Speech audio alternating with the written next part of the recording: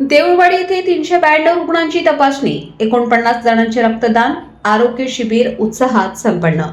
अखंड हरिनाम सप्ताहानिमित्त भव्य आरोग्य व रक्तदान शिबिरास उत्स्फूर्त प्रतिसाद. उदगीर तालुक्यातील आदर्श गाव देऊळवाडी येथे श्री समर्थ सद्गुरू धोंडू तात्या महाराज यांच्या 94व्या पुण्यतिथीनिमित्त आयोजित अखंड हरिनाम सप्ताहाच्या पार्श्वभूमीवर सर्व रोगनिदान शिबिर व भव्य रक्तदान शिबिर उत्साहात संपन्न झाले.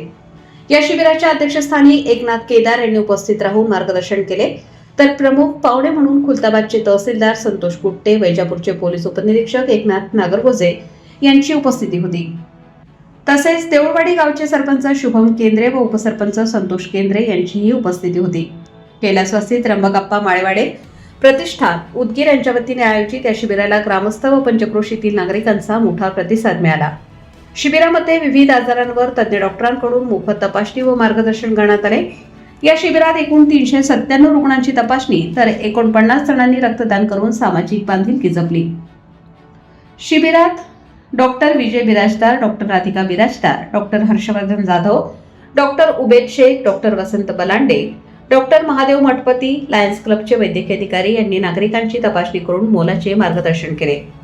या कार्यक्रमासाठी प्रतिष्ठानचे अध्यक्ष गुरुबस माळेवाडे यांचे मार्गदर्शन लाभले.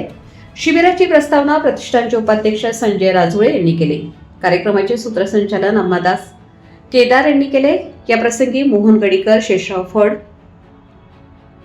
वीरभद्र गोगे, गणराज केंद्र, विलास गताटे, दत्ता गुट्टे व समस्त ग्रामस्थ मोठ्या संख्येने उपस्थित होते.